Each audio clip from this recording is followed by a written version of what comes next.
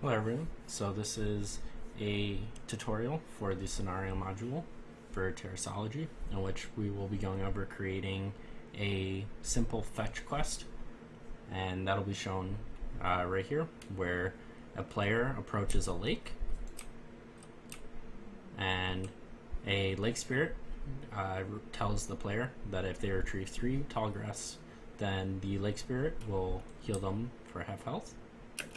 And if we go over here and grab our 3 tall grass and damage the player can then enter the region and it'll take the grass and also heal the player. So now we're going to begin with actually creating the scenario seen before, which is a simple fetch quest. In order to begin creating a scenario, we're going to have to start out how we would for any other scenario by giving ourselves a hub tool. In order to obtain this hub tool, we're going to go to our command bar and give ourselves a hub tool. Now with this hub tool, we're able to right click with the hub tool and access the logic and the regions available to the scenario.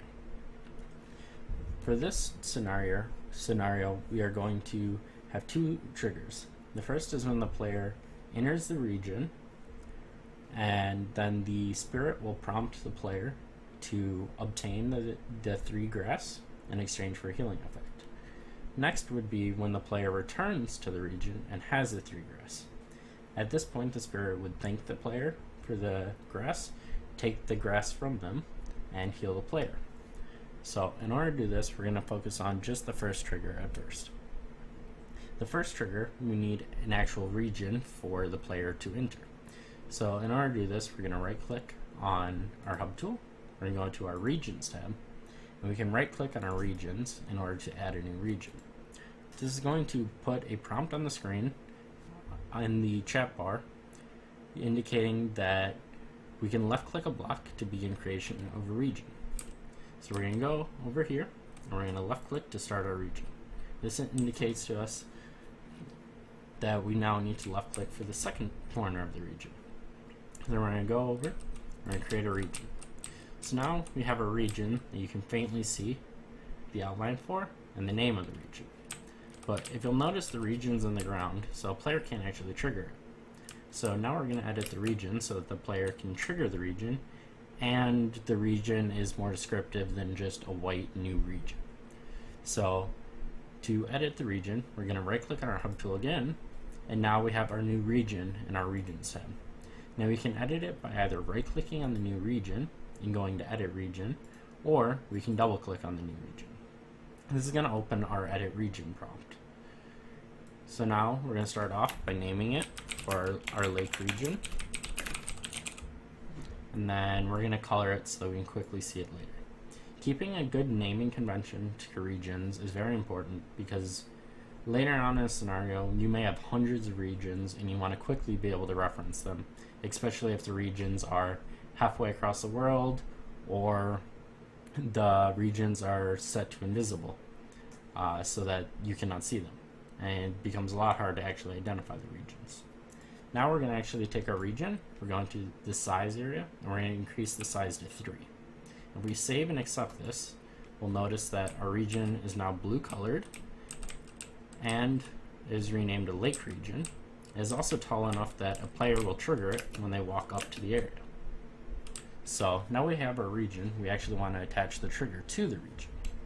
So now we're going to right click on our hub tool, we're going to go back to our logic now, and we want to go to our scenario and create a new trigger. This sets up our trigger, which we can add an event to, which we want the event to happen when a player enters the region. So we're going to enter our region, and now it's going to prompt us what's happening and any parameters that exist for this event. In this case, we need to select the region that the player enters. So we're going to left click on this, we're going to keep it on constant region because the region is not going to change, and we're going to go in and we're going to select our lake region. Now that we have our lake region selected, we can accept and save, and this propagates into the first section. So now we have our lake region when the player enters lake region. We're going to accept this. this shows that our trigger is now changed to when a player enters the lake region. And when the player enters the lake region, we want the spirit to talk to the player and inform them of the quest. So we're going to go to an action, create a new action, and now instead of giving a block, we actually want to scroll down and send a chat message. So this message is going to be from the lake spirit. So we're going to set that up and accept it. So now we have a message from the lake spirit. Now we actually want to configure what the message says. It shouldn't just say message. We want to inform the player of the quest and tell them what to do. So what we're going to do is we're going to first greet the player. Greetings, and in our case, we're just going to leave it as play for now. And now we want to actually inform the player of the quest. So we're going to tell the player that if they can retrieve 3 tall grass, then I, the lake spirit, will in return heal you some. We'll have it heal you for half health. So now we're going to accept this, and we'll know we now have our message and who it's from. So if we accept this, we'll notice that we have our full trigger complete. So now we can test it out. As a player, walk into our region, we'll notice that the chat from the lake spirit greets the player and informs them of the quest. Next, we want to look at our second trigger. So now we're going to go back into our logic, and we're going to add a new trigger. So now we want it when they enter the lake region. So we're going to go back, reset up our lake region, accept that. Now we have 2 different triggers, both that trigger upon entering lake region. But now, instead of greeting the player and informing the quest, we want to actually thank them and then also heal the player. So we're going to go to our action. We have 2 steps. One, we want to send the chat message, which we want to set it up similarly to before.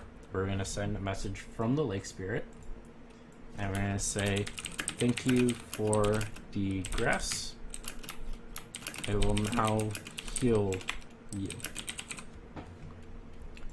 So now we have our new message, but the other things that we have to do is we have to take the grass from the player, and we also have to heal the player.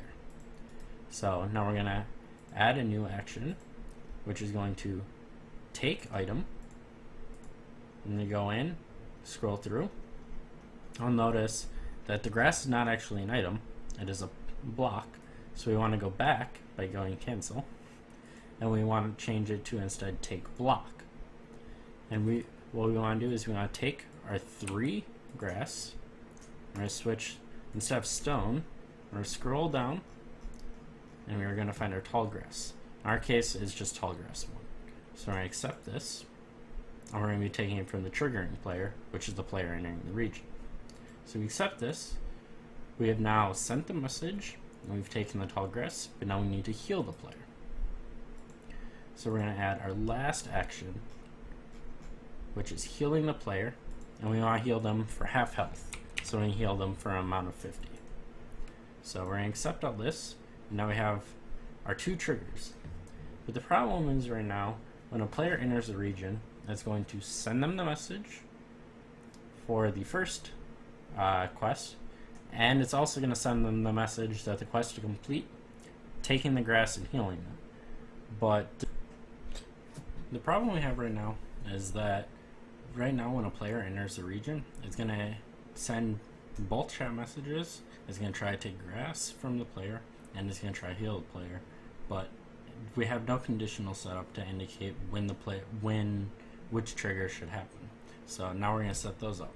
So for our first trigger, we're going to add a conditional where we're going to have an integer comparison because we want to look at the number of tall grass in the player's inventory and compare that.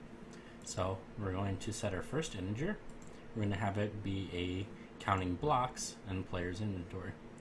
So we're going to take the count of our tall grass 1, save that, and in this case we want to check if it's less than our 3 tall grasses that we're looking for. And we accept this. Now this first trigger will only happen if the player has less than 3 tall grass in their inventory. The next one, we want it to happen only if the player has greater than or equal to 3 tall grass in their inventory. So we're going to set up another integer comparison. Set our count blocks to our tall grass 1 again, and save it everything. Now we have our comparison where we want to do greater than or equal to and 3. So now we have all of our triggers set up so we can test it out. So if we enter our region, it's going to say that if the player has 3 tall grass, then the Lake Spirit will heal the character for half health. So if we go grab some of the conveniently placed tall grass, now we have 3 tall grass. We can even grab 4 to show. So we have 4 tall grass, and if we damage ourselves, so we'll damage ourselves 75 to see that heals 50. If we walk back into the region, now with the 3 tall grass, it takes the 3 tall grass, it informs the player that it thanks the player for the grass, and now it's going to heal them, and then it healed us the 50%. One thing that you'll want to do for actually showing the trigger is you'll want the region not be visible. So you'll want to go back into your regions, and if you edit your region and put it invisible, it's going to be exactly like it was shown before for a player, where if they enter in a region which they cannot see, it's going to greet them about the tall grass, and then if they have tall grass, even though they cannot see the region, it's still going to trigger and heal the player. And that's essentially all we needed for this trigger. And this has constructed a basic fetch quest exactly as we wanted. Some additional things you may want to think about when you're creating a trigger like this is for even a simple scenario that we set up here where it's a simple fetch quest, you can still add extra things such as currently we only look at if the player is less than 3 grass and if they have greater than or equal to 3 grass.